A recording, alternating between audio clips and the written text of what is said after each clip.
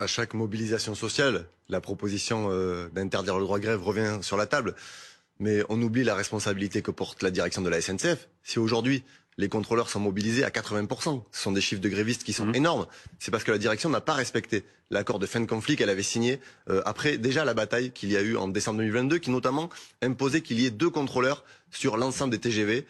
Aujourd'hui, on est à 87%. Il y avait un objectif de 100%. La direction l'a décalé à fin 2025. Mais sur le fait d'interdire pendant les vacances. Je termine sur une chose, parce qu'on parle beaucoup du droit aux vacances, qui est important. Les vacances de février, il y a 70% des Françaises et des Français qui ne partent pas en vacances parce qu'ils n'ont pas les moyens. L'été, c'est plus de 50% qui ne partent pas en vacances parce qu'ils n'ont pas les moyens. C'est pas la responsabilité des cheminots et des cheminotes aujourd'hui si les gens ne partent pas en vacances. C'est parce qu'il y a des politiques libérales qui sont menées qui font que les gens n'ont pas les moyens de partir en vacances.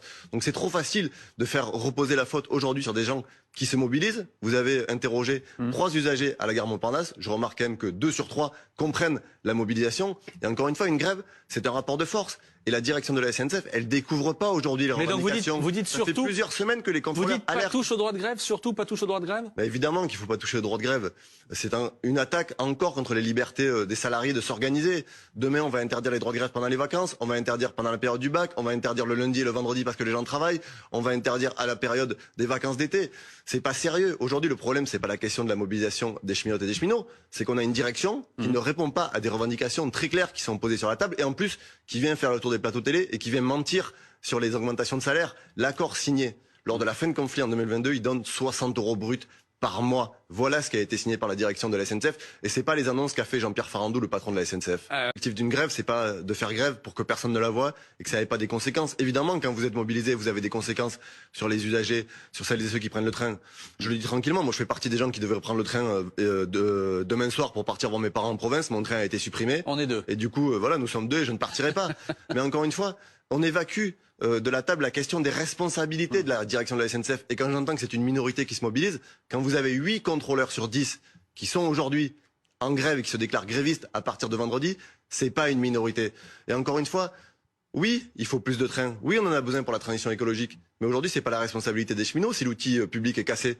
Que fait le gouvernement? Que fait la direction de la SNCF? On a passé plusieurs semaines sans ministre des Transports, Jean-Pierre Farandou, plutôt que d'aller faire le tour des plateaux télé pour se féliciter du bénéfice net de la SNCF. Il ferait mieux de revenir à la table des négociations pour accepter les revendications qui sont légitimes. Et je le dis pour les usagers qui nous écoutent, il n'y a pas que des questions salariales. Quand vous avez 2 contrôleurs à bord des trains, c'est une question de sécurité des circulations. Le contrôleur, il fait pas que contrôler des billets. Il assure la sécurité des usagers quand il y a un incident en ligne. Il prend la main avec le conducteur pour faire en sorte que tout se passe bien. Il informe les voyageurs sur les correspondances. Il a un rôle essentiel aujourd'hui à bord des trains. Il y a de plus en plus d'agressions des contrôleurs. D'en avoir 2, c'est aussi les sécuriser. Donc c'est une revendication sur l'utilité du métier. Et un dernier élément, sur 35 ans de carrière, un contrôleur, il passe 5 années à l'extérieur de son domicile, avec les horaires décalés, avec les découchés. C'est un métier qui est pénible, qui aujourd'hui doit être reconnu. Et les revendications, encore une fois, ils sont légitimes.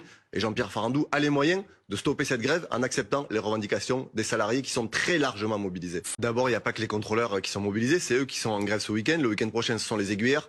Il y a 110 mobilisations de cheminotes et de cheminots, quel que soit le secteur géographique, quel que soit le domaine d'activité sur les dernières semaines. Le climat social à la SNCF, il est explosif. Il y a eu 7 ans de gel des salaires. 7 ans de gel des salaires pour les cheminots.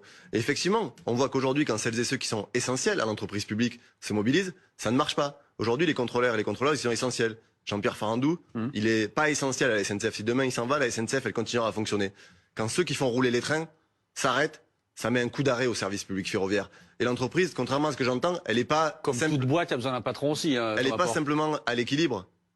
SNCF Voyage a annoncé l'an dernier 2 milliards de bénéfices nets. Les infos qu'on a vont faire en sorte que les annonces de Jean-Pierre Farandou vont être du même niveau. Il y a beaucoup d'argent dans cette entreprise qui aujourd'hui passe à la caisse.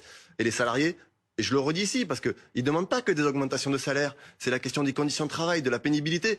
Il y a aussi un impact de la réforme des retraites, puisqu'il y avait des gens qui acceptaient d'avoir des conditions de travail qui étaient dégradées avec une rémunération qui est composée à 40% de primes. Donc ils ne rentrent pas en compte dans le calcul de la retraite, qui acceptaient cela parce qu'ils partaient à 55 ans. Aujourd'hui, les gens ont vu leur âge de départ décalé et ils n'acceptent plus d'avoir un salaire qui soit composé 40% de primes pour avoir une pension qui soit plus faible après et partir plus tard. Donc tout ça fait que le contexte est explosif. Et encore une fois, je demande moi à ce que Jean-Pierre Farandou prenne ses responsabilités, revienne à la table des négociations, accepte ses revendications qui sont encore une fois justes et légitimes. Et elles sont pas délirantes, elles sont sur le quotidien des gens qui travaillent à la SNCF.